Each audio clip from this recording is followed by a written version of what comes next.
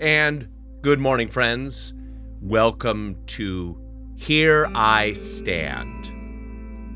Our subjects for today, Joe Rogan, a very popular podcaster, maybe the most popular podcaster out there, and then SOS Illinois, the sad situation that we are facing as a state.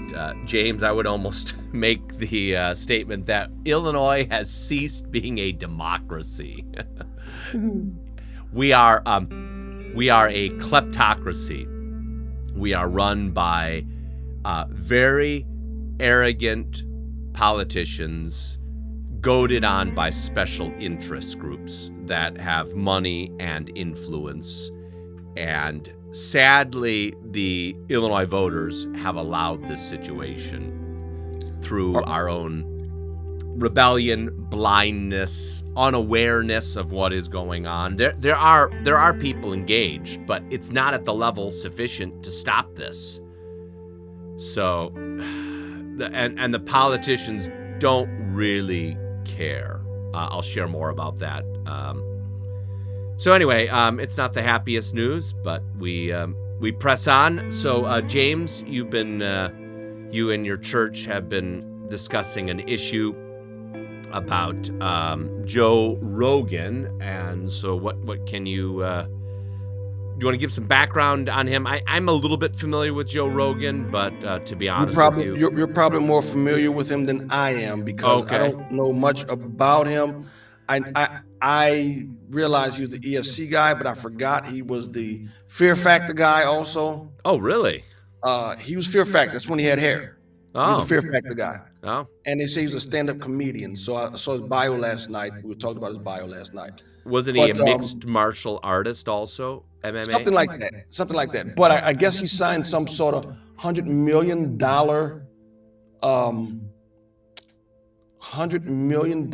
contract with Spotify. Spotify, right? Yeah. So he has the number one podcast in America. I'm told, as of last night, our researcher told us he has $190 million downloads per month.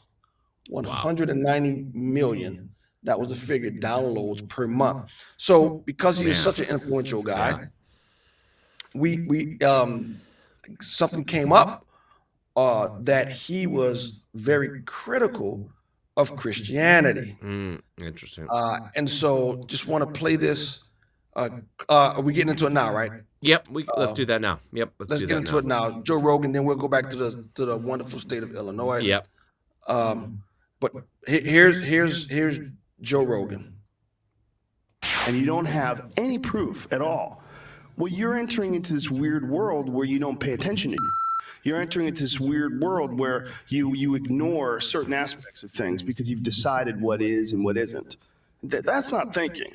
That's not thinking. That's like it's convenient cookie holder placement of ideas. It's not thinking. Because if you're thinking, you can't accept it. If you're thinking, you go, wait, what? He came back from the dead? Has anybody ever done that? 3 days? Came back from the dead. I don't think you can do that.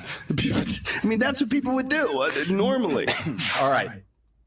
Wow. So there you have him criticizing Christians for believing in the resurrection. Has anyone done that? No, Joe, that's the whole point, dude. Mm-hmm. He is unique. And so what he does is he builds up the straw man. Mm-hmm. And he says, well, show me the studies. Show me the hardcore proof that Jesus did these miraculous things. And so if you want, you can go on the same channel, the podcast we did last night. And we went over extra biblical text that affirms what the scriptures say.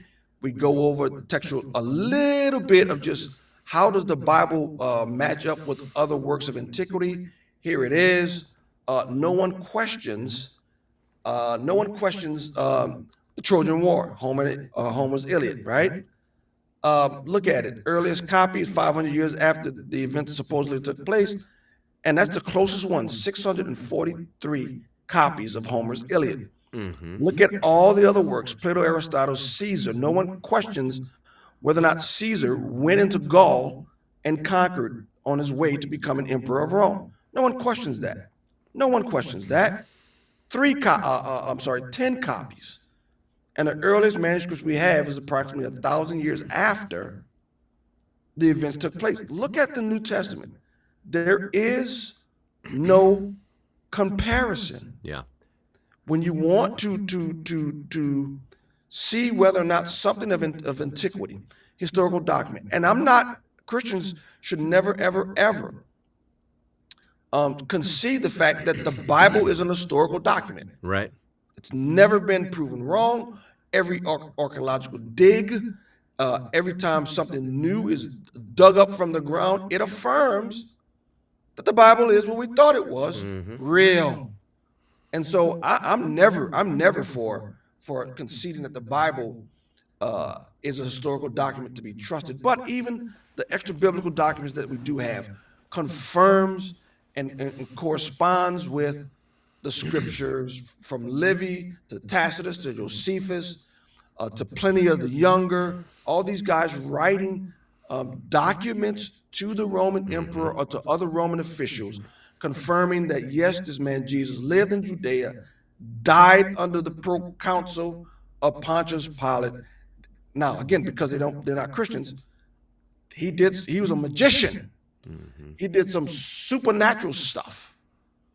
Okay, and so Joe Rogan, I would love to see if someone's go on his show and present the evidence to Joe Rogan and see whether or not he will at least consider the evidence. Yeah. But Dan, go ahead. Yeah, Dan Wallace, a scholar at I think Dallas Theological Seminary, an expert on textual manuscripts and the like, Greek grammarian. He has presented it as the embarrassment of riches in terms of the New Testament manuscript record. The embarrassment of riches when you compare that is a handy chart. And now some critics point out, well, look at all the differences in those manuscripts. Yes, when you compare the 5,800 plus manuscripts in different languages, different times, there are minor differences, and yet into, behind, backwards, those types of things, never on a theological. I mean, that's correct. There are no doctrinal issues at stake. No. So there are different opinions on which manuscripts are more reliable. Correct. Is it the older? Is it the majority? Is it this or that? There are those questions, but as you say, well, Joe Rogan, he knows his audience. I think you can say. I don't know what motivated him to share that. I'm not familiar enough with him. Some of our research says he's open-minded on everything except this. For some reason, he is closed-minded when it comes to Christianity, and I know the reason. Yeah, for men love darkness rather than light, for their deeds are evil. Exactly. You know, that gets to the heart of the issue there. And I also think he probably thinks this resonates with his audience. You think so? Because he's positioning himself as someone with truth. Remember, he goes after CNN. Are you comfortable with your news network telling lies? It's lies. Ivermectin is not this. You guys are lying. Yeah, maybe I'm misreading the situation. Yeah, I don't know the guy. I'm telling you, I don't know him that well either. But I know he just was recently in the news. CNN went after him because he took the ivermectin, and he hammered CNN for telling lies. Mm-hmm. No, he is a powerful voice. Oh, absolutely. That's why we did it on. Yeah. Right. No, exactly. So it is. Well, I guess we need to pray for his conversion, the opening of his heart and mind to God's truth. That's what he needs is absolute regeneration. Well, our second topic, James, is just the pathetic stuff going on in Illinois.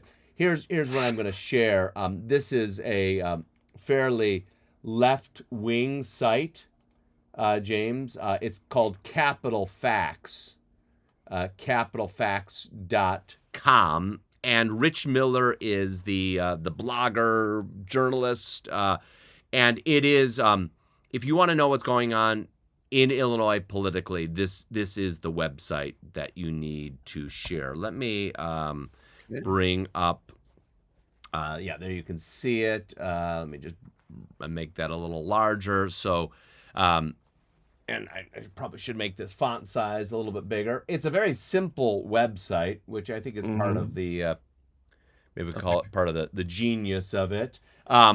So here's one item of note, that the remap is in trouble. The Democrats have been trying to give gerrymandering a new name with their crazy maps, and they're running into problems because not only do their crazy maps try to wipe out Republicans, but then they start getting into the race war. Latinos and African Americans fighting over turf battles, as it were. So, hopefully, as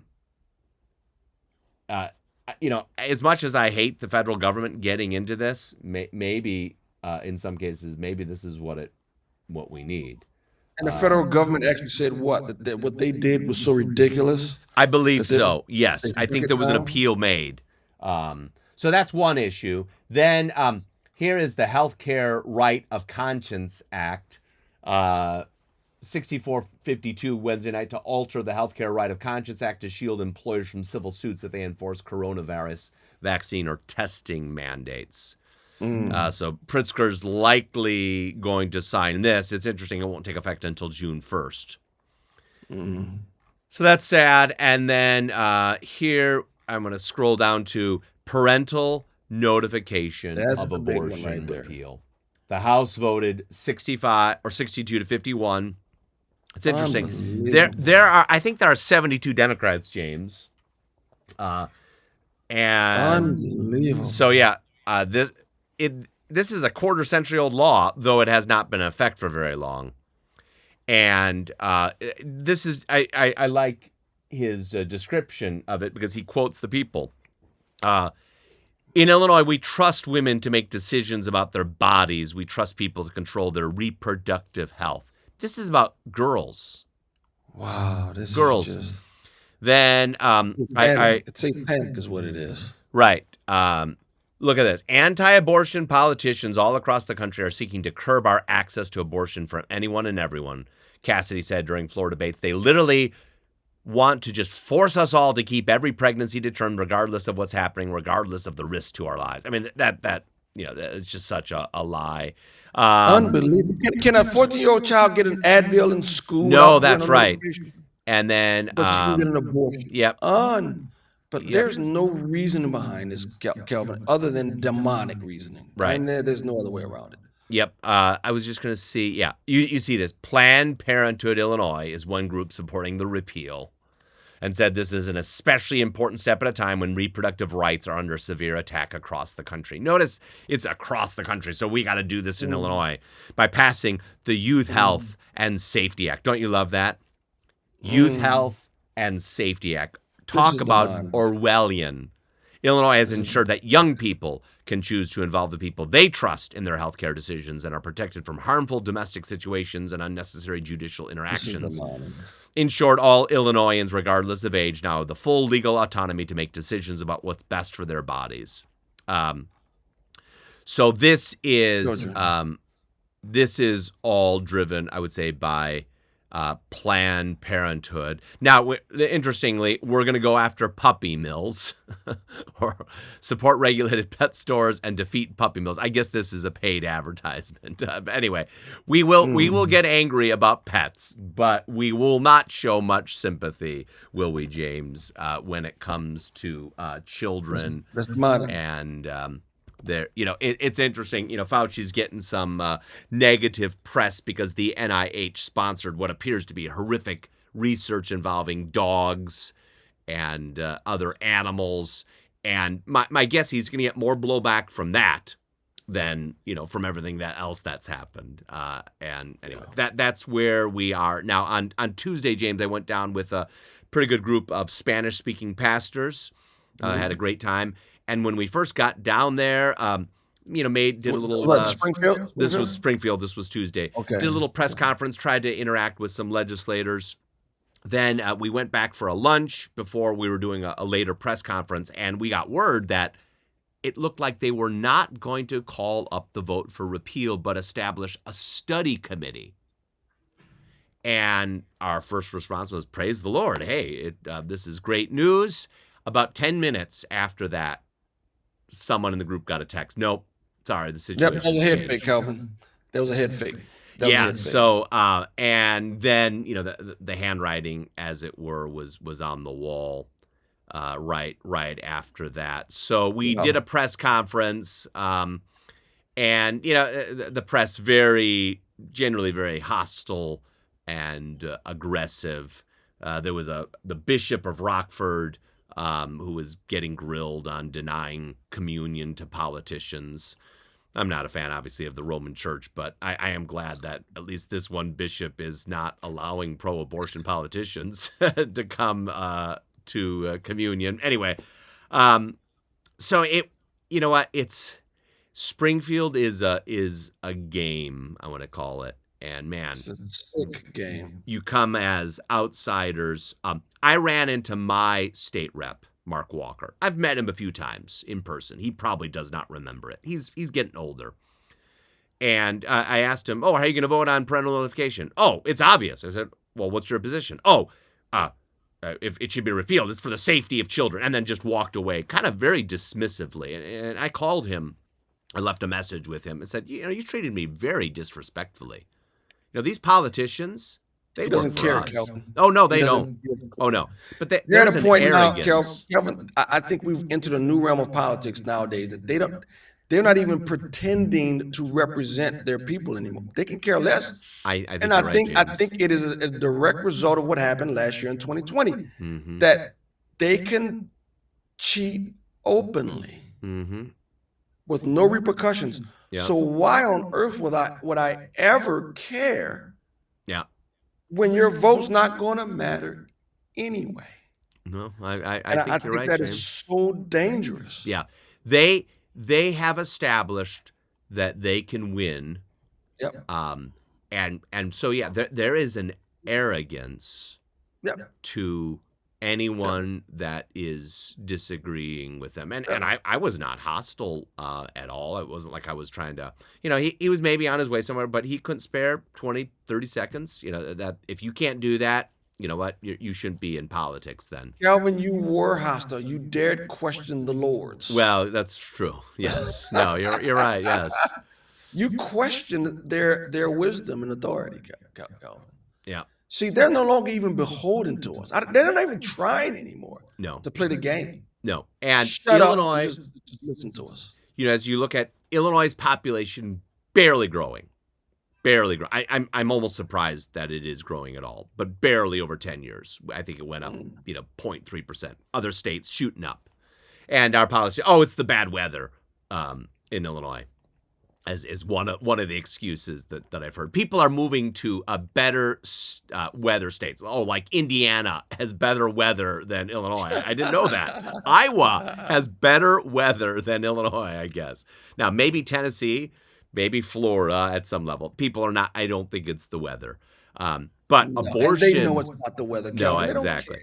It's the number of abortions, though, that is far outstripping. And Illinois has become, for the Midwest, the abortion capital for the Midwest. And this new law, or the repeal of the parental notification, now opens the way for sex How is that even legal? and other pervert. Yeah. Calvin, can you perform medical procedures on minors without their parents' permission?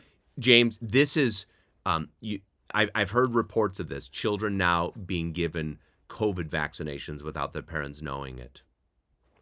Certainly, kids have been handed all sorts of birth control without parents knowing about these things. This is evil.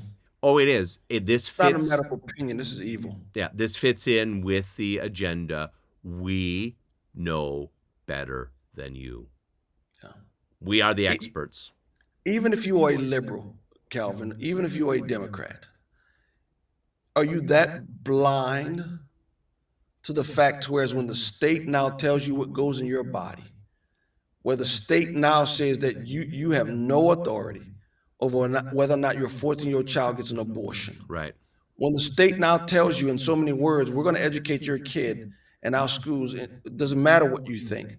Right. Even if you're a Democrat and a liberal, this is dangerous Yeah. to give the state this much power. Right. It is. And remember, in Illinois, if you are a licensed counselor, you cannot persuade a child to leave homosexuality.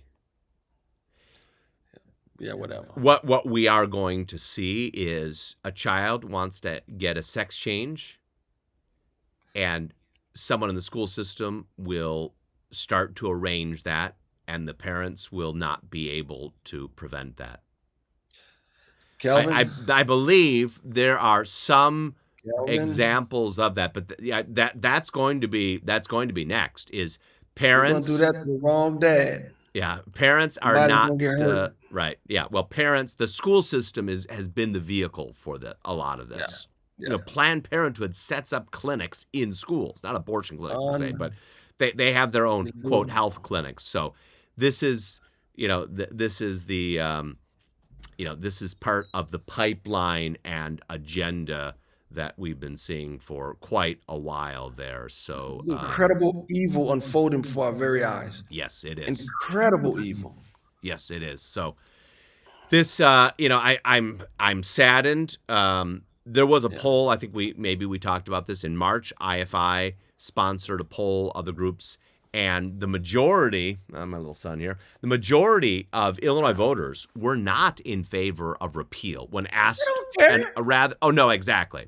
And that's the thing. Did you see the slips? Was it 51,000 against 600 pro, and they did it anyway? Yeah, no, exactly. They don't care. No, you peons, your vote doesn't really matter to us. No, that's right. So anyway, that's sadly, if you stick around in Illinois, you gotta. I mean, there are no easy solutions to this, but we have to be all the more engaged and in prayer and doing what we can. We're in dark times. Pastors are now prophets in 750 BC Israel. Yep, you're right. Yeah, exactly. The state is godless, and it's provoking God to judgment. Yes. And I mean, we could say Illinois, but Calvin, it's all over. Oh, it's not. Unfortunately, it's not just Illinois.